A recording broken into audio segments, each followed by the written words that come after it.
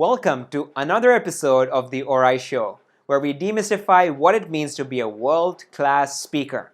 We seek out the habits, routines, mistakes made, lessons learned, favorite books, inspirations, and more from highly successful speakers around the world. Chris Croft is one of UK's best trainers and provides a wide variety of courses. To date, Chris has trained 87,000 people face-to-face and millions online.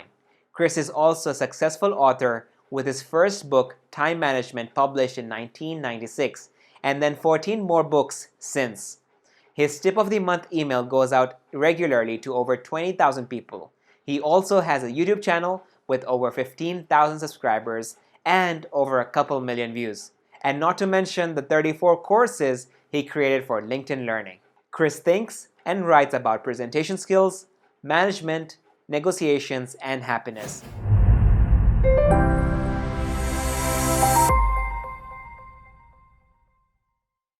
Chris, welcome to the show. Well, thank you for having me. It's great to be on it.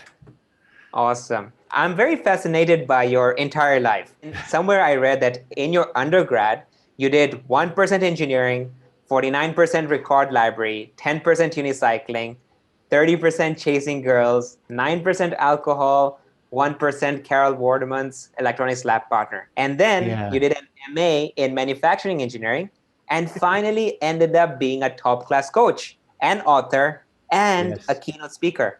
What am I missing here? Yeah, I only did 1% engineering because, I never even read a book on engineering while I was doing my degree. I think I probably chose the wrong degree. And I think engineering is a great subject for the right people. But I realized as soon as I started that it probably wasn't the ideal degree for me because there's so much detail required and also so much maths. The maths was too hard and it was too much detail. I spent a lot of time, I ran the record library. So I used to buy all the records and choose which ones we had and lend them to people. And I'd love music. Yeah, I did put 30% chasing girls, but not much success, occasional success, but not very much. Unicycling. And Carol Vorderman was my lab partner and she's very famous now. I wonder if she would remember me. I don't know. I remember her, but she probably wouldn't remember me. We did electronics experiments together. We were both not very good at electronics. I used to laugh about how our experiments never worked. But how did I go from an engineer to ending up where I am now? And I think the answer was by not being very good at what I did. So I was an engineer and I wasn't a great engineer. And I decided that maybe management would suit me better. So I went into being a manager. A lot of my friends have stayed as engineers, but I went into being a manager and it was better paid. And I was okay as a manager, I think, but I didn't really enjoy it. I found I had to do things I didn't agree with. There was quite a lot of politics. I just felt I was gradually selling my soul to the devil.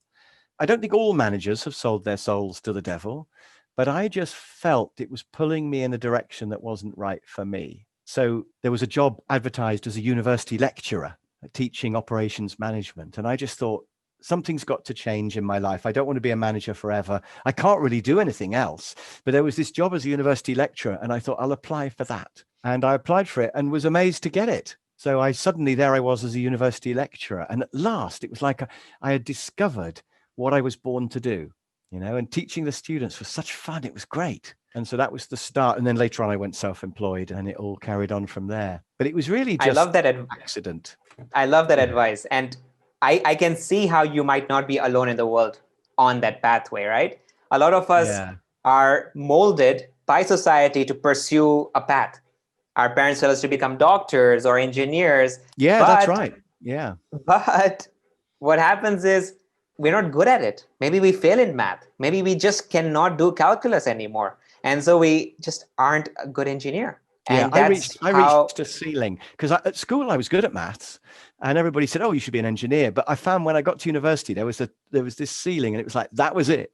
There was no way I was going to be I couldn't go further than that point. I suppose everybody's probably got a ceiling somewhere and I definitely reached mine. And you're right, because at school, when you're thinking, what can I do? Engineer is a good choice of job, but being a freelance, self-employed training person is not really on the list of possible careers, is it? And there are so many jobs out there that are not on a list. And I think you just got to keep searching. You got to keep trying to find the right job for you. because it's out there somewhere if you can only find it. It took me 20 years to find it, and it's a little bit annoying it's taken Wow. me this long. But, I'm pleased to have found it. I mean, I could easily have still ended up working in a factory now, being a manager in a factory. And it was only really because I was made redundant twice. Because the last job I did as a factory manager, I used to argue the whole time with the big boss, who owned the company. And he wanted me to do things that I just thought were wrong. And I used to argue. And eventually he said to me, look, Chris, do you want to just have 6 months pay and just go? And I went, yes. And that was like the final straw for me. I thought, I've got to find something different. So I worked as a university lecturer, and I loved that. And I was really good at that. But they closed down the whole department that I was in through no fault of mine or anything. They just suddenly said, sorry, everyone, we're going to make you all redundant, but you can keep the customers. Because we were doing lecturing to students, but we were also doing training for local businesses as well, training days. And they said, we're going to stop doing training, but you can keep the customers. Off you go. So there I was, suddenly self-employed, but with all these customers. It was perfect. And I think I would probably not have had the courage to just go self-employed. If I hadn't been pushed out of the nest, I probably would not have had the courage. So I'm forever thankful that they decided to close down the department and get rid of me and the others. And I don't know why they did, because we must have been bringing money into the university. We obviously just didn't fit with their strategy or something like that. So it was pure chance that I ended up self-employed. And I love being self-employed. It's just absolutely the best thing. I'd really, really recommend it. But I probably wouldn't have had the courage, and I totally understand why other people would not have the courage to do it, to say goodbye to a steady job. And now when I apply for something like a mortgage, they say, what's your salary? And I say, well, I don't know, really. It varies. Like some months I earn more than others. And you could see why somebody would worry about going self-employed. Also with self-employed, you have to find something you can do and be able to sell. You have to be able to do doing and selling.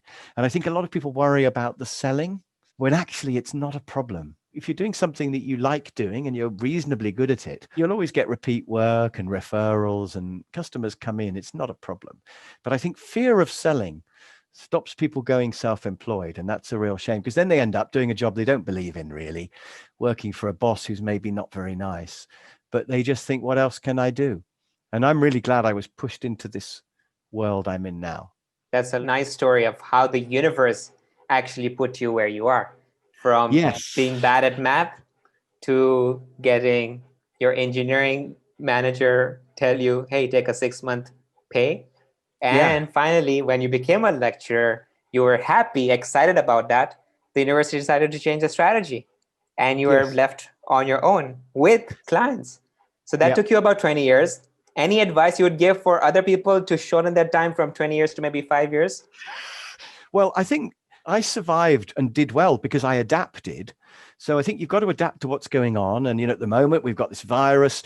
So I'm now doing Zoom training rather than face-to-face. So I've adapted, and Zoom training's great. It's actually better. So I think always be adaptable. And I think always be looking. Never think this is my lot in life. I just have to do this job. It's the only thing I know. It's never too late to change the path you're on, and you can do it. And so I think the search must go on for the perfect job, or for an enjoyable job, at least, maybe not completely perfect. But if your job is not exciting you, then the search must go on. Never settle for, well, it's not too bad, and at least the money's okay, because you only get one life and you have to make the most of it.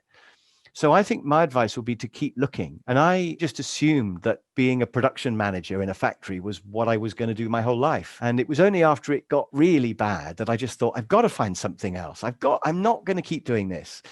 But really, I should have changed paths sooner.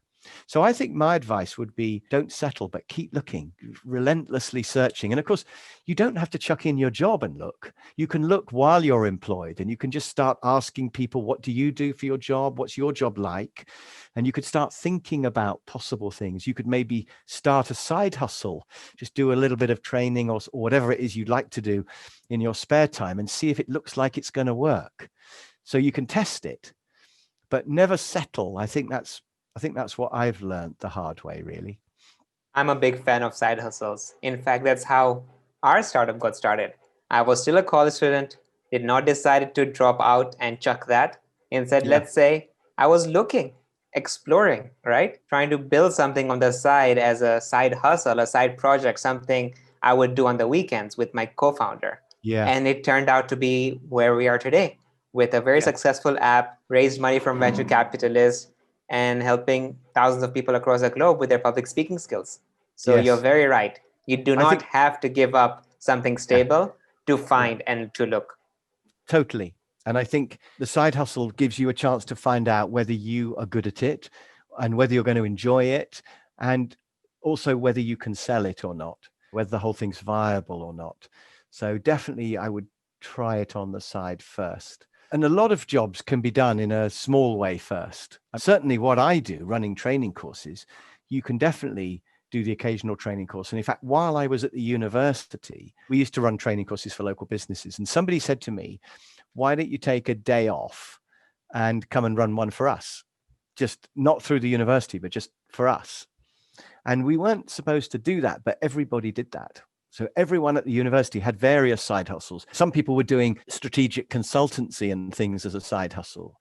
So some were doing consultancy and some were doing training. And that person became my first customer when I left. So you absolutely can take a day off and do things, or you can start just thinking about it. And some companies will give you permission. Some companies you can say, I want to do something completely different on the side. I want to have an Etsy shop and make jewelry. You don't mind, do you? And some companies you can ask them. And some companies will even let you go from 5 days to 4 days a week and pay you less.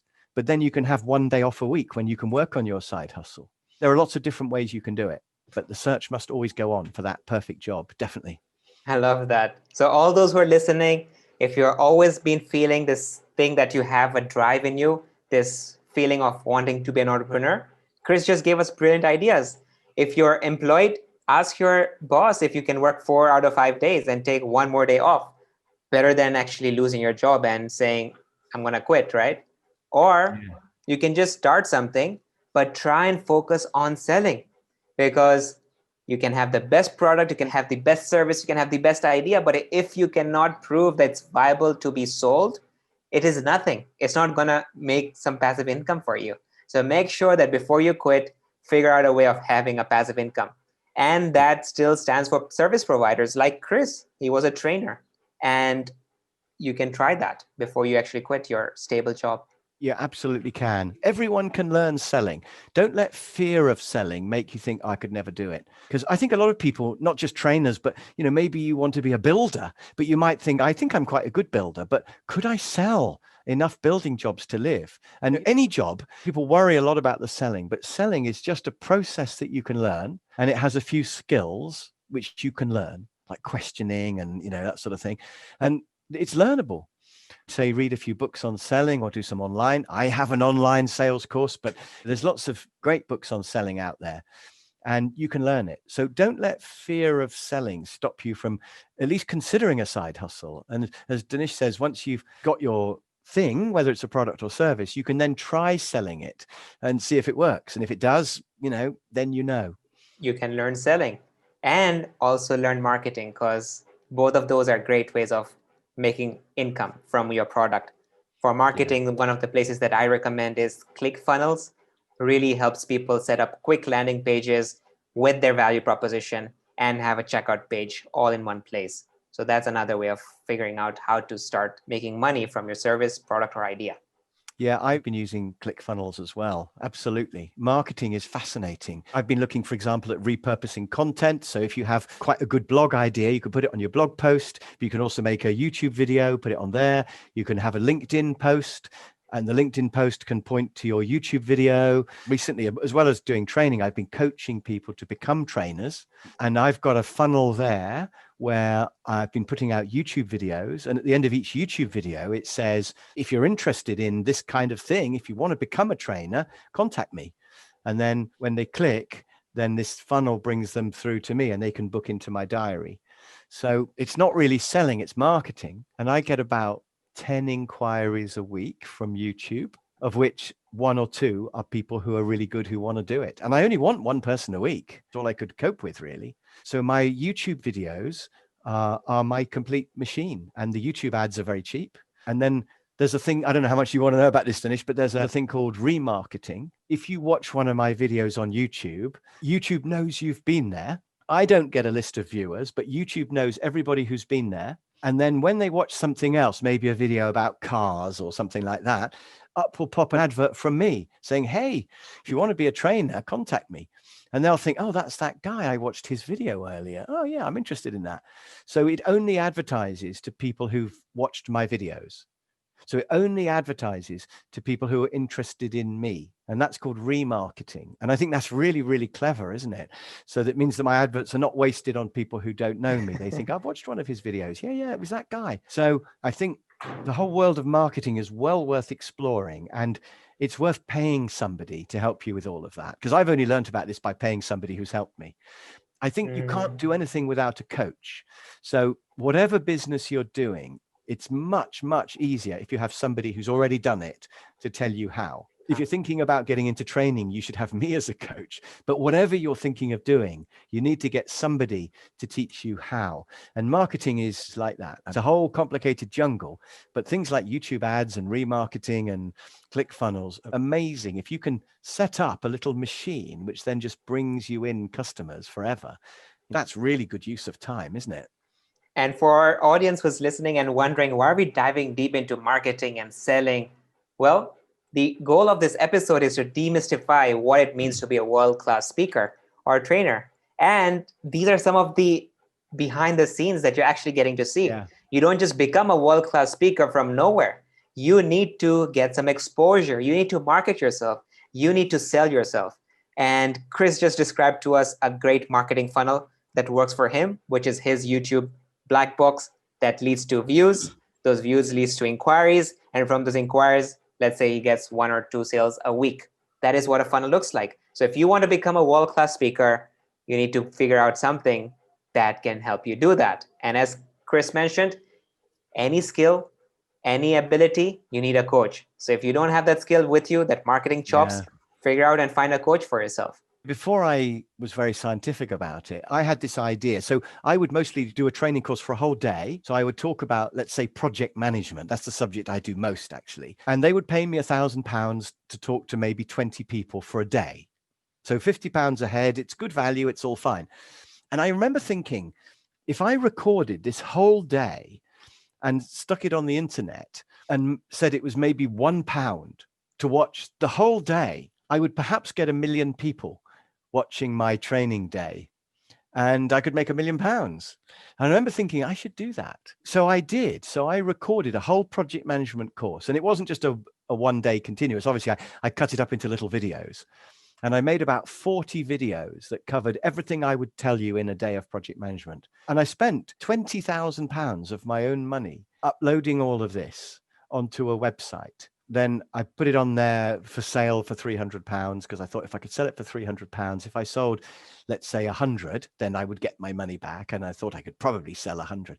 So I did all of that completely off my own back without really knowing much about marketing. And I never did actually sell 300. I think I probably only sold about 100. I probably sold 100 actually at 300. So I probably did get my money back. But actually none of that matters, because what happened was that LinkedIn Learning discovered me because of that. They were called lynda.com back then. They're called LinkedIn Learning now. In fact, I probably should quickly tell you about this as well, actually, Dinesh, in the world of marketing, because a friend of mine is in a rap band called Voodoo Trash, and he was struggling to earn a living making music, making rap music. He was making personalized rap music for individuals. So he would make one for your birthday, and he would have your name in there, and he would make a personal rap song for you. And I said to him, could you make a project management rap for me? Because I just thought it would be funny. The chorus would be, make a plan before you start, always have a Gantt chart, or something like that. And he said, yeah, I could do that. So we made a project management rap and put it on YouTube. And I don't know why I did it. It was just a laugh, really. I just thought it'd be fun to do. Lynda.com, who've now become LinkedIn Learning, was searching for somebody to do project management training. And they went on YouTube and they noticed project management rap. It jumped out when they searched. And they looked at the rap and they thought, actually, that's quite good. What else has he done? And they found my project management course that I had made myself for £20,000. And they thought, actually, that's not bad. It's a little bit amateur, but the guy has potential. So they contacted me and said, would you be interested in making a project management course for us? And I'd never heard of lynda.com. I actually said no, because that's how stupid I am. I said, well, who are you? Can I just send you what I've already done? And they said, no, you've got to come to America. You've got to come to LA and be filmed. And I said, well, I don't want to go all the way to LA and I don't want to be filmed. And they said, we will pay you quite a lot of money. And I said, well, how much would you pay me? And they told me, and it was a lot. And I went, I'm there. So within about 2 weeks, I was on the airplane off to America to be filmed. And that was the start of me being on LinkedIn Learning, which has led to a whole load of other things, led to a whole lot of connections on LinkedIn. And they pay me every month. I've had 1 million views of my project management course on LinkedIn Learning. But it all came from the project management wrap, which was just a crazy bit of marketing, really. And then it also came from the fact that I had made my own course. I had the determination. I sort of took the risk of making my own online course, because otherwise I don't think they would really have seen what I was like. So you have to keep putting stuff out there, and you have to just try different things, because you never know which thing is going to work. And I've just been creating stuff in the hope that something will stick. I never thought it would be the project management wrap, but it was in the end. Love it. Thank you for, again, sharing some of these back-end stories about yourself and what got you here in your career today. And it's so true. We live in this world where content is king. Doesn't matter who you are, whether you are an 11-year-old making TikTok videos or you are an executive talking about leadership. Anything that people think you might be an expert in and you put it out there, there are people who are going to consume that. And if you do a really great job and you're consistently putting stuff out, you might end up becoming an expert that LinkedIn Learning might reach out to promote you a course on. Yeah, content's definitely king. I mean, if you look on LinkedIn, there are so many boring things people put about, look at me, I'm at an exhibition, or look at me, I've met somebody famous. And I'm thinking, why would I care? But if you can put out something that's useful for people, it's got to be useful, hasn't it? Or why would they read it? And actually, I think training is one of the best things for that, because obviously, if you teach, let's say, sales, you can have lots of sales tips you can be putting out constantly as posts that are useful to people. Whereas if you're making widgets, it's quite hard to put out useful posts. But somehow, if you can make what you do into useful content for other people, and just give away as much as you can. I remember ages ago, somebody said to me, you give away too much on your website. There's too much free stuff on there. But I've always had that abundance mentality that if you give away lots, then people will think, well, he's a good guy. I like him. Yeah, I'll get him to do this for me. So I think content is king, and you should give away quite a lot. Don't worry, there'll always be more. So it's not a problem. Abundance mentality. And I think looking back over what's happened to me, you could say it was luck that LinkedIn Learning saw my project management wrap and things. But I don't really believe in luck. I think it's like rolling a dice, and you just keep rolling it, don't you? And eventually you get a 6. But a lot of people say, oh, I'm not going to roll the dice because I probably won't get a 6. So what's the point? But I think you have to just keep putting things out there. And so marketing just requires a constant effort, really, but it will pay off. You just got to stick at it. Or people might just roll the dice once instead of trying 6 or 10 times to find that 6. But you will get a 6 if you keep rolling it, for sure. You will get it. Yeah. I love that. There are things I regret. Looking back, I could have done it better. There are lots of things I regret about what I've tried and done in the past. But of course, it's easy in hindsight. And as we continue this discussion, we do want to hear that, right? Because the initial question was, how do we reduce this 20-year thing that you got to 5 years? How does someone come across and become a world-class speaker, a world-class trainer today? Obviously, we've talked about marketing, and marketing is really important. I actually think customer service is really important as well. So I think nearly everything I do is repeat work. I get new customers occasionally from marketing things I do, but mostly it's repeat work. And that's because I'm always reliable. If I said I'd be here with you to record this, and here I am, you'll never get, oh, sorry, I'm ill, or I can't get my computer to work, or something's not quite right. I've got a spare computer right here. I've got my laptop right here just in case, because if something happens to this PC, I would just switch this on. I've got 2 feeds of broadband into my house, because if something happens to one broadband provider, I'll just change to the other one. So I've got a backup of everything because I want to be 100% reliable. so that you never have to worry. I've never been late for a training course. I've never canceled a training course in 20 years. I'm really obsessive about that. And if somebody emails me, I always get back the same day. I bet you would agree, Dinesh, that every time we've talked, I've always replied straight away. So that's only small stuff, but I think it's really important that if you're a little bit unreliable, then customers will think, oh, we'll get somebody different. If they want a speaker for a conference, they want to know you will definitely be there, whatever it takes. And I've had times where it has snowed and I've abandoned my car and I've walked through the snow to get to the training event. And I've arrived covered in snow with my car a mile away. But whatever it takes, I'll be there. And I think that's really important, that customer service attitude, because customers know whether they can trust you or not. And so I think you can be a great trainer, but if you're unreliable or disorganized, you never get anywhere. So I think that's something that's really, really important, customer service. And it's forgotten by most people. Whatever it takes. I love that motto. Yeah. Something I do regret from the past that I think I should have done was charge more, by the way.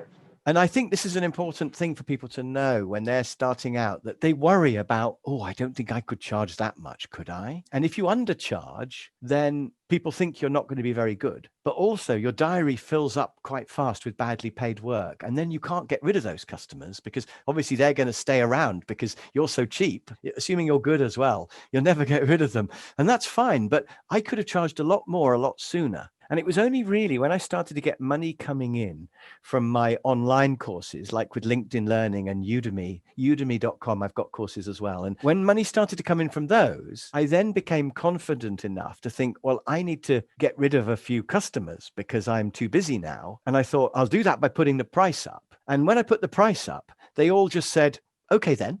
And they all just paid the extra price. And I just thought, I should have done this 5 or 10 years ago. And then I also thought, I'm still too busy. I've still not got rid of these customers. And I had to put the price up a second time. So I'm finding that actually, I think it's really important to be brave with your pricing. And if you take 2 very quick examples, imagine if you put your price up by 10% and you lost 10% of your customers. And by the way, I don't think you would lose 10% of your customers if you put your price up by 10%. They wouldn't notice.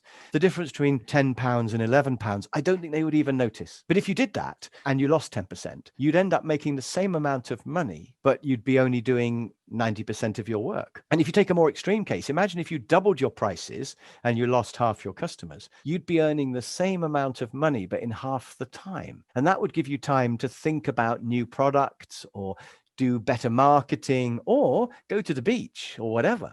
Putting your price up would be my first tip to anybody at any stage in their career, actually. And just experiment. You can do a low risk strategy where if you get a customer who begins with D, Dinesh, you're going to charge them extra, and just try that and monitor and see whether all these people who begin with D say yes or do they say no. But you could soon find out whether you can charge that or not. Do some experimental pricing. And I bet you'll find that you're worth more than you realize. And that's one of my regrets from the past, for sure. I can see how you're putting in some of your engineering and math in your speaker business.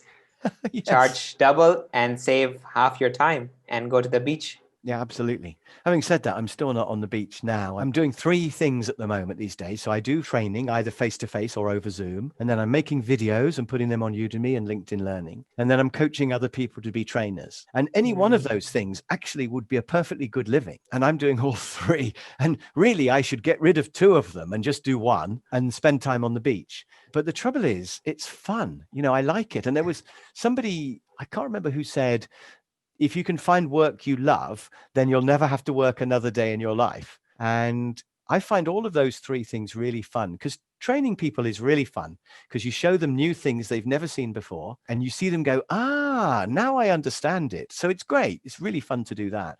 And making videos is very satisfying. Once you overcome your fear of being filmed, it's really nice to get things recorded. It's like you're playing in a band and you go into a studio and you record your album. And it's really nice to get a really good quality recording of your stuff. So I really enjoy doing the videos. And then the coaching of other trainers, again, that's very satisfying to see people escape from a job that they don't like and to move into suddenly a self-employed career where they can earn quite a lot of money, but also enjoy doing it. So it's great to kind of pass it on to other people. So I don't know which of my 3 things to get rid of, really, but I would recommend any of those 3 to anybody. I think the most difficult one, by the way, is the middle one, the making of the videos. You know, the only thing I would say about that is that it's great to have passive income coming in. So if you can get a video onto Udemy, you can upload anything you like to udemy.com. You have to persuade LinkedIn Learning to accept you, and that's much more difficult, very difficult to get onto LinkedIn Learning. But udemy.com, you can upload anything you like, and then the money will just come in forever. But the problem is it'll be quite a small amount each month. So to have it on top of your existing income is really good. But to do it as your sole form of income, it won't be enough unless you have lots of videos, lots of training courses on there, which will take quite a lot of work. So I think it's a very good add-on, but I don't think it's a full-time job, not initially anyway. I hope all that made sense. There's quite a lot of information there. Everything makes sense. You're a great speaker. But talking about beach, right? You said you're doing everything on Zoom, you're doing everything remote. So what's stopping you from taking a flight, coming to Zanzibar and working from the beaches in Zanzibar? Yeah, I'm thinking about that actually. Yeah, I don't know. Well, I've got a few connections with England. I've got a son and a daughter here, and I've still got both my parents, although my parents are quite old now. But what I've been doing is going on a lot of holidays. Last year, I went on holiday 6 times, and I do quite a lot of travel. We were chatting just before this. I've been to India several times, for example. I love India. I would really, really like to have a look at Dar es Salaam and Zanzibar, and that whole area looks great as well. So what I do is I do quite a lot of travel in between. So I come back here and I work quite hard, and then I go and do my travel. But of course, and up till now, I've been doing face-to-face training. But now that Zoom training has come along, it makes it possible to live anywhere in the world and still do training. And I think what I'm going to do is do even more travel. And I might do a bit of Zoom training from wherever I am, because you just open up your laptop, don't you? And you can run a training session. Just do a Zoom hour for people. At the moment, I've found I'm doing the reverse. So I'm tending to stay in England, but do Zoom training for people in India and people in Africa and people in America. And I've been doing that. But why can't I be there? So you're right. I am starting to think about that. And I think probably after the virus has gone, after we've all had it, or there's a vaccine, one or the other, things will go more or less back to normal. But Zoom is now here to stay. And I think also working from home is now here to stay. I think most people are going to work from home for 2 or 3 days a week. And that means if you do training, it needs to be over Zoom to reach all these people who are at home. So I think Zoom training is here to stay. And I think after the virus goes, probably we'll have face-to-face training and Zoom training. And I think I'm going to do just Zoom training, because rather than driving around the country and staying in hotels and sitting in traffic jams, I think I'm just going to do Zoom training. And then, as you say, I can do it from anywhere in the world, and I'll do it from nice places that have sunshine. I really love the sunshine. So yeah, that is my plan. And it's really only become possible this year, I think, now that Zoom has become widespread. 10 years ago, we didn't even have decent bandwidth. We couldn't have done it. 5 years ago, I think we had the bandwidth, but people didn't really accept Zoom as a proper way to do training. Back then, we only had Skype, and people didn't really take it seriously, did they? But suddenly, Zoom training is now in. And absolutely. I think I will probably do a little bit of Zoom training. I'll keep making my videos, and I'm going to keep coaching other people to become trainers. I'm going to keep doing all 3. That's my plan at the moment. I read somewhere that you talk about this career ladder, where the first stage in this career ladder is where you're an individual contributor, you're just executing. The next stage is when you are teaching others to execute, and then you teach others who can teach others and more people how to execute. Yes. And finally, you have the stage where you call to the beach. Where do you find yourself right now? How has your journey been? I'm still doing a bit of each, really, because when I do direct training, I'm teaching 20 people something, and that's it. So I'm just doing it. I did try managing a bunch of trainers, by the way, but I found that quite unsatisfying. You could have 10 trainers working for you, and you could keep 10% of the money of each. But I found that was a full-time job, and I would rather just do the training. So I didn't find management very satisfying. But coaching people to be trainers, and then off they go and they can just do it, that is really satisfying. I like that. And I like the fact as well that there's an incentive for them to do it. If you're just training a group of people who maybe have been sent by their boss, they don't have to even listen, or they may listen, but they may never do it. Whereas if you're actually coaching somebody and training is going to be their career, they're really, really interested in learning it. So I think you can have more effect if you teach other people how to do things rather than doing it yourself. You can make more of a difference in the end. And what drives me actually is making a difference. So I love the thought that 1 million people have watched my project management course online, because I'm thinking even if 1 person in 1,000 only, if only 1 in 1,000 actually does everything I've told them, out of 1 million people, that's still 1,000 people out there who are doing perfect projects. So I love the fact that I've probably helped. And if maybe they do perhaps they do 5 projects over the coming years. That's 5,000 projects that have been done really well. And some of those might be irrigation projects in Africa or something. They might be feeding hundreds, thousands of people or something like that. So what drives me is making a difference. And I like the idea I can make a video, stick it online, and lots of people will view it. And I also like the idea that I can train somebody else how to be a trainer, and they can go off and change lots of people's lives. So I think I'm at the point where I'm making quite a difference to people. And I really like that. And I don't really want to go to the point where I just sit on a beach and don't do anything anymore, even though my videos would still be out there. I think the problem is I keep having more ideas. And when I go on holiday, I sit on the beach and I suddenly think of, oh, actually, that's a really interesting time management theory that I've thought of. So then I want to write it and stick it out there. So I think because I keep having ideas, I want to keep working. I don't want to retire. I think I'd be bored just sitting on a beach. I quite like to spend 1 week per month on a beach, go on holiday quite a lot, but keep working. And if you're self-employed, you can do that, of course, because if you're self-employed, nobody's counting your holiday days. Imagine going back to a world where somebody says,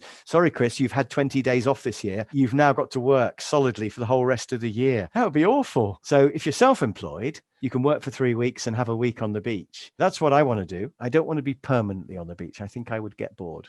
I think that deserves a blog post on its own. I think you should talk about the new career ladder, where it's not a straight up ladder. It goes up and down like a roller coaster. Well, a lot of people's plan is to work really hard and suddenly retire. Maybe retire early, or maybe just retire, but with a decent amount of pension. But I know people who've retired and then they've just died because they don't have a purpose for living anymore. I mean, it's quite common. And I also know people who've retired and thought, actually, I'm bored. And they've gone back to working. And so my plan is not to work suddenly and retire, but my plan is to just gradually reduce the amount I'm doing. The year before last, I gave up Fridays. Last year, I gave up Mondays and Fridays. So I had a 4-day weekend. Now, this year, obviously, everything's changed with the virus, and now it's all Zoom training. It's become much more small pieces rather than whole days. But I still don't really do much on Mondays and Fridays. So I still have more or less a 4-day weekend. But I think you're right. I think the plan is to work less hours for the same money.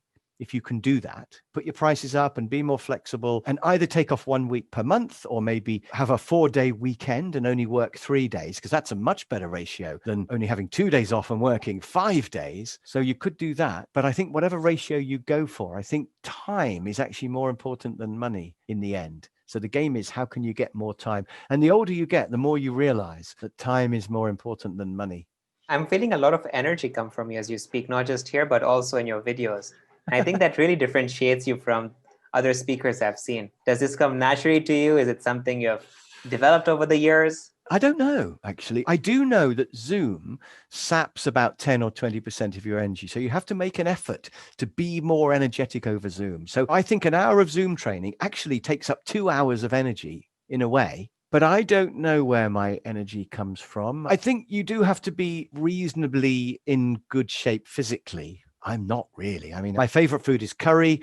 My favorite drink is Coca-Cola. I'm not a health freak at all. I do some exercise. My big thing actually is sleep. If I don't get 8 hours sleep, I just can't face anything. I don't have creativity. If I don't have 8 hours sleep, I just think I can't be bothered to do that. I just have no energy. So for me, I've discovered that sleep's really important. And I've done talks to 100 people, and I've seen one guy just falling asleep. And I know it's not me, because everybody else is, and this one guy's going like this. And maybe he's ill, but I suspect probably he just doesn't get enough sleep and he's been working long hours. And I think it's very easy to believe that you can get away with not having enough sleep, staying up late, getting up early. And I've discovered over the years that for me, sleep's the big thing. I think exercise comes second. I think exercise definitely affects how I feel, but I also think there is probably a genetic component. I am always on. I'm always thinking about stuff. And if I go on holiday, I'm there having ideas about time management or sales or something, or my business. I'm thinking of another way I could market myself or something. So I'm always thinking about stuff. And I agree. I think if you're low energy trainers are never going to be very good, because you've got to be giving energy to the audience, haven't you? And maybe you just got to drink a cup of coffee before you do a training session. I mean, maybe run on the spot for 1 minute to get yourself sort of woken up. But I think it's your duty, if you're a trainer, to put some energy in. Maybe one more thing you can do is have lots of content, because if you know there's loads of things you have to cover in the time, time, then that would make you go faster. You must never feel that you're padding out the time and trying to make it last through the full session. I always go in with twice as much content as I should have because I worry about running out. And then I find I have to go quickly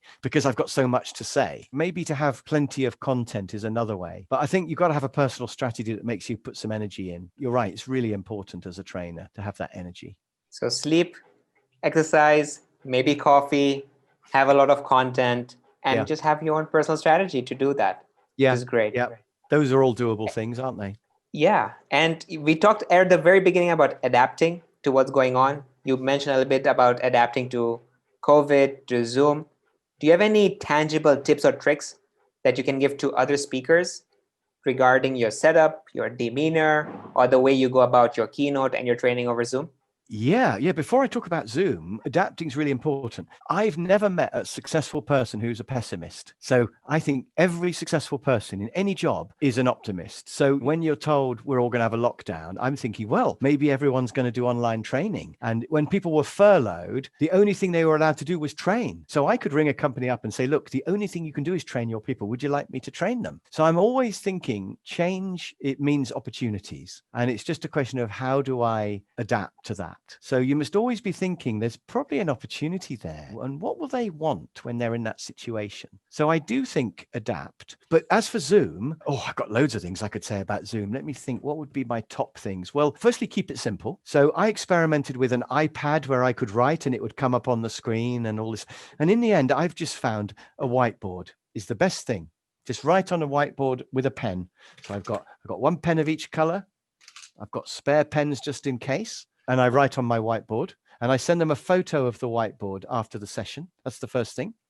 The second thing I do is I start writing here and then I write here and then I write here. Because if I did it the other way, I'd be blocking what I've written. So when I'm writing this, you wouldn't be able to see it anymore. So I do this. And as I come across, when I'm writing here, you can still see everything I've written. And I have a little plan on a piece of paper of what's going to be on the whiteboard before I start. So I know I'm going to have a box here and I'm going to have some points here and I'm going to have a bit coming out. So I make sure that I don't have to rub out because I want them to be able to see it for the whole session, ideally. And I want to be able to take a picture at the end of everything and send it to them. So keeping it really simple. And I love my whiteboard. I bought an artist's easel to put it on. But actually, I think looking back, I think I would buy a whiteboard that is on wheels now because this cost about £90. And for £90, you can buy a great big whiteboard that's on wheels and it can flip over. It has a back as well. So I would get a whiteboard. That's the first thing. The second thing is that if I'm going to do a lot of drawing, I would stand up. So I would be, because you're more dynamic if you're standing up. So I would be writing and talking. But then I found that if I turn away, the sound is not very good. So I decided to get a microphone. And I think if they're going to listen to you for a whole hour, you need to have decent sound. So I've bought this. This is a £50. It's called a Rode Smart Lav. It's a lavalier microphone. It's meant to be pinned here. It's called a Smart Lav. It's £50. But what I found was when I pin it here, like where you've got yours, it doesn't sound as good as here. I mean, yours sounds really good. I don't know how you've done that, Dinesh, but I found when I pinned it wasn't very good. So I've got mine mounted on this.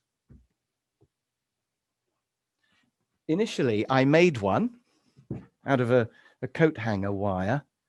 I just wondered whether I could. Oh, you made that yourself? Well, no, the first one I made. Oh, yeah, here it is. I'll actually show it to you. So initially I made that just out of a piece of coat hanger, just to hook over, but then I found that it wasn't brilliantly comfortable. And in the end, I spent £12 on Amazon buying this. And this is a it was a very cheap head-mounted microphone. And I just cut the microphone off and threw it away because I just wanted the mounting. And the mounting's very springy and light and comfortable. So now I can talk for an hour or 5 hours, no problem at all with just the mic. And so I've just attached my Rode microphone to that because I think sound is really, really important. And then I was thinking to be able to stand up. By the way, I've got a wire. I've looked into having remote microphones, but the problem is you have to recharge the batteries and the batteries might go flat. Also, the sound is not as good. So in the end, I've found that it's actually better just to have a wire. I've got a big long extension wire. It's better to stand up if you're going to write on here. But that means then that your camera needs to be the same height as your eyes, roughly. And that means really you want to rise up your whole desk because otherwise, when you sit back down, you're going to be sort of like this and it's no good. So what I've done is I've got this at this height and I've got my desk here. So I've got a standing desk And then to sit on, I've got quite a high chair. I think it's called a draftsman's chair. So I've got a really high chair. So that means if I do sit down, I'm actually much higher than you realize as I talk here. And then another Zoom tip, since you did ask, if I press on my table, you can't see, but if I'm doing this, my computer monitor is wobbling slightly. But the camera is not wobbling because my camera is actually on the wall behind my screen. I've got it hanging on the wall behind my screen. So my camera never moves. So I've got good sound. I've got a good quality camera. I hope I look nice and sharp. And it's actually mounted on the wall behind my screen so it won't move. And then the other thing is lighting. If I switch off my light, see, that's what it's really like in my room. But that's no good, is you get reflection in your glasses and all that. So I've got a really bright light here, a daylight light. I've got natural daylight coming this way, but I've got a really bright light. I've got lights everywhere. I've got another light here. And you can actually see that's a daylight bulb. So that would give like a white kind of light if there was nothing coming in from the day in the evenings. So the lighting is worth thinking about as well. All these things are important. And just a final thought, when I'm doing Zoom training, I share my screen to show things. If I wanted to share a diagram of some sort or a PowerPoint or something like that, I don't share just the document. I share the whole desktop. And that means I can just pull things in from the side. I've actually got 4 screens here. You can't see them, but I have. But I think you need 3. So what I do is I have things ready before the session. I open them all up on the sides. And then when I'm doing my talk, I can just pull in my map of Africa and I can pull in my PowerPoint and I can pull in some Word documents. And I don't have to unshare and then share another document, which is all a bit of a fiddle. I can just pull them in and it means I can see them ready. I can see it's open. I know what I'm going to talk about next. So share the whole desktop, not just the document. So there are some random things about my setup. That's what I do. I have 3 screens. I've got my camera. I've got my headset. It's all raised up. I've got my whiteboard, keeping it simple. I've got my plan of what I have a timing plan. And then I also have a layout plan of what I'm going to have on my whiteboard during my session. And that's how I do it. Not at all random. Everything looks like it is in place. It looks like it's all thought of and very strategic. That's how you stand out. Yeah, I probably should move the sheep. I probably should have books, shouldn't I? Because most people have books. There are actually many more books behind here. I have actually got lots of books. I was given the sheep by my uncle and it's got sort of sentimental value. So I've sort of, and I suppose it's different. I think it is worth thinking about your background. You don't want your background to be too untidy or too distracting. I'm hoping people get used to the sheep. People very rarely even ask about the sheep actually, but it is worth thinking about your background. But that's not as important as the lighting and the sound. I mean, they're the key things, aren't they? Very much. And these are very actionable things. Literally, these are things people can actually go ahead to today to make sure that they are adapting to today's Zoom environment and standing out. Absolutely. Just always see how do other people do it and copy the good bits. Some of the topics you already mentioned, you speak about project management. I've also seen other stuff from time management, leadership, exercising, happiness. How many courses do you have on Udemy or LinkedIn? On LinkedIn, I've got 34, which is a lot. I don't know how many I've got on Udemy. I think it's a bit less. I think I've probably only got about 20 something on Udemy. But when I first started making courses and I realized that some of them would bring in quite a lot of money per month, but you don't know which ones, I just thought I'm going to make more and I'm going to see what happens. So it was partly for the money, but it was also, I wanted to record everything that's in my head. And over the years, when people have said, can you do a course on difficult people? I thought, yeah, I think I could design something for that. And then I've ended up doing it and it's been good. And so now I just want to record everything that's in my head. And I've nearly run out now. I've pretty much recorded everything, but it is quite a lot. What I would say to somebody who's going to get into training or speaking is I think it's good to have a variety of subjects. So some people have said to me, no, stick to your lane, have one subject that you are the expert. I don't agree with that at all because I think first of all, it's harder to sell only one thing. And quite often, repeat sales are for different things as well. So you might do a sales course and they love it. And then you need to say, well, why don't you do a negotiating course next? Because they need to know about that. And the customer says, yeah, good idea. Let's do that. So it's much easier to sell if you have related subjects. But also, I think I would go mad. Some would say I already have. But I think I would go mad if I taught the same thing every day. And I have occasionally had a week where by pure chance, I'm doing project management every day. And by the time I get to Friday, I'm sick of project management. I'm thinking, even though I love it as a subject, to do it 5 days a week would be, Oh, I don't know how anyone can do that. So if you've got 5 different subjects and you do maybe 3 a week or something like that, it means they only come around every 2 or 3 weeks, and that's fine. So I think you need a variety of subjects. And I think there's one other reason as well, which is that if you're teaching sales, but you also understand negotiating and you understand customer service, you can do a much better sales course. And if somebody asks a question about prices, you can say a little bit about negotiating during that course. So I want an all-rounder teaching me. I don't want a person who knows only about selling and can't go outside of that. So I actually think anybody who's going to do training really ought to have 3 or 4 subjects at least. My 34 courses are really only based on about 5 subjects. So I've done variations like time management systems and project management when you're working out resources for multiple projects. And so I've gone into more detail on different things, but they're really only about 4 or 5 subjects. And for me, I love that tip. Yeah, absolutely. Just get a number of subjects. I did have one guy once who said, why should I hire you? It's the only time I've ever been asked. He said, why should I hire you to do negotiating? Because you do lots of things. So you're obviously not an expert on negotiating. So why should I hire you? And I said, well, you're right. I'm not an expert on negotiating. I'm just very good at explaining it simply. You don't want the world expert who's going to do obscure research into negotiating. You just want somebody who can tell you the top 10 basic things to do really clearly. And it's almost better if I'm not an expert, because if I was an expert, I'd be bored with teaching the basics and I would be so clever you'd hardly understand me. So what you want is a normal person who will teach you the basics really clearly. And that's what I claim to do. I don't think you need to be the world expert on something to teach it. You want to be someone who knows quite a lot about a number of subjects. I think that's the ideal trainer, personally. That's what I would say. And online courses are just one way of putting what's in your head out there. Another way is books. Can you talk a little bit about books? Because you have been an author as well. I would say, firstly, there's no money in writing books. There's no money. So if you want to make a living, there's so much more to life than money, of course. But just don't try and earn a living writing books. Unless you can write a fantastic bestseller, Harry Potter or something. There's millions of authors out there who've never made any money. And management books, there's no money in books. But it is worth writing 1 or 2 books yourself, I think, as a publicity thing, for credibility, and also maybe for fun. It's just quite nice to get everything written down. So I've written a project management mini book. And it's got the whole of project management just in a really tiny, thin little book. I'm proud of that because I think, project management books are often too big and too boring and too much maths that nobody would use in real life. So I think it is interesting to try to boil a subject down to a small book. And I've been trying to do that. And it also means if people come on a course, you can give them all a copy, which is nice. So in terms of marketing, I think books are good. But in terms of earning an income, they're not the answer at all. I've tried Kindle books. I've tried physical books. I'm just not convinced there's money to be made from books. But all of the knowledge of the world is in books. And I think reading books is a whole other thing. So maybe write a couple of books for PR purposes, but not for money. But read every book. I think reading is incredibly important. And I have got my favorite books here. Can I very quickly go through them? It won't take long. I've got about 7.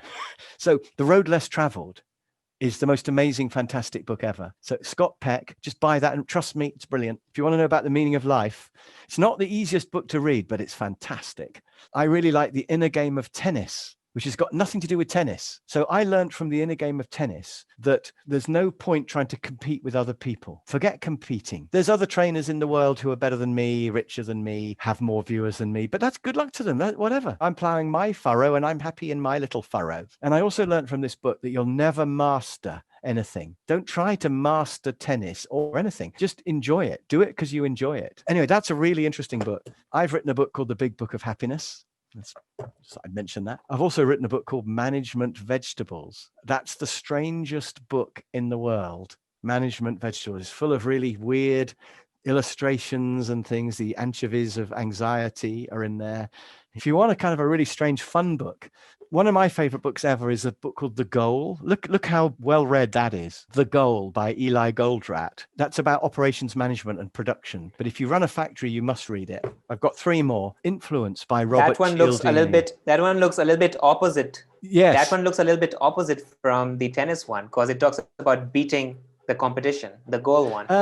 Yeah, it does actually, doesn't it? Yeah, I agree. That's a really good point. Forget the competition and forget beating anyone. But it is an amazing book. It basically said that hourly rates are a waste of time. It's all about bottlenecks. It's working out what the bottleneck is. And if you can improve that, you improve everything. And so this changed the face of production control. It changed the face of finance, really. I mean, it's an incredible book. It's a fun read. It's a novel about a bloke who gradually realizes why his factory doesn't work. So it's great. This book, Influence by Robert Cialdini, is fascinating. He did a load of research into how people are persuaded to do things and how our brains are wired. If something's scarce, you want it. Whether or not it's any good, if you discover it might run out soon, you want it, that kind of thing. So it talks about what's being done to you and how you could use some of these techniques maybe in your business. It's very funny as well. He talks about lots of experiments that he did and things. And that's the book on influencing. I've got two more. This, I think, is the best time management book, apart from possibly mine. The 10 Natural Laws of Successful Time and Life Management. It's a bit of a long title by Hiram Smith. You see across the top there, Hiram Smith. It's not that easy to get and it's quite expensive, but I just think he nailed it. I just think it's a really good book on time management. It's quite old, but he nailed it for me. And then the final book on my pile, no particular order, is a really strange book called Managing Management Time by William Onken. I think you can only get it secondhand now, but it's really funny and really clever. For example, he invented the concept of don't take the monkey. So if somebody comes to you and says, boss, I'm stuck, if you say, okay, leave it with me, the job is like a monkey that jumps from their back to your back. And he says, if you've got 10 people who work for you and they give you 2 monkeys a day, you're going to get 20 monkeys a day, 100 a week. You've now got 5 bosses who you work for. And he also talks about the orange juggling.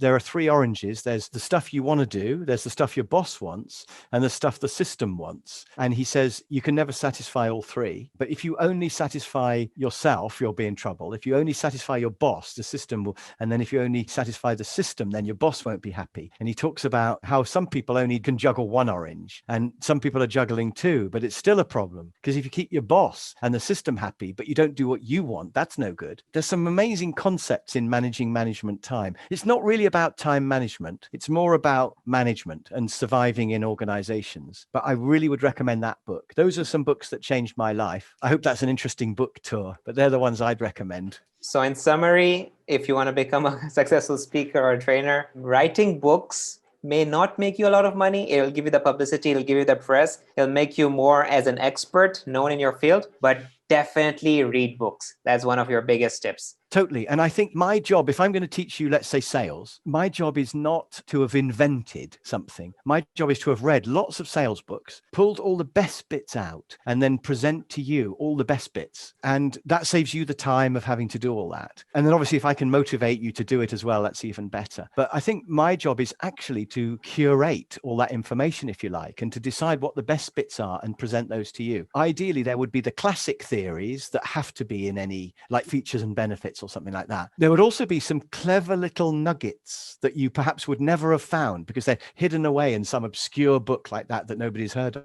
And then maybe the third thing is the occasional thing that I've invented, a little bit that's unique to me that you won't get anywhere else. So the classic theory, the little I have found for you, and then something that's unique to me that I've invented. And I think a really good training course would have all 3 of those things. But the middle one all comes from books. That is magical. So if anyone is out there looking to become a trainer, looking to become an expert, Chris's thing is you don't just need to be an expert. Maybe you are the best curator and the best storyteller. You're able to simplify, demystify all those things that are already out there, maybe add some of your own pixie dust and present it in a nice, concise manner. I think a mixture of theories and stories, because some people like theories and structure and some people like stories. And if you can do both, maybe you start with a story and then you say, here's the theory behind it. Or you say, here's an example of what happened. And often it's the stories they remember longest, actually. Stories about really bad salespeople or something like that. They go, I remember that story you told about that sales guy. Oh, and so I think a really good training course would have a mixture of theory and stories. And Chris, as a management expert, what are some of the top 3 soft skills required to be a great manager or to become a great leader? I think listening has to be there as the top skill for everything, actually. Selling, negotiating, managing people. I think listening is so key. You don't have to always do everything that people want. Find out how they tick. Find out what will motivate. What do they want? And then maybe you can give them what they want some of the time at least. So I think listening has to be the number 1 skill. Delegating is probably the second most important thing. If I look at my customers, they divide into the ones who can delegate and the ones who can't. So some people hire me in to do a training course, and then they start to interfere and they go, are you going to cover this? And show me a program. And why are you doing that? And I'm thinking, look, you've paid me quite a lot to come in and do this. And now you're trying to tell me how to do my job. You're only going to make it worse and annoy me by doing that. So let me do it. It's really interesting to see who can delegate and who can't. And the people who can't delegate, you can't even get hold of them because they're too busy somewhere else interfering with somebody else to talk to you, you know? So I think learning to delegate is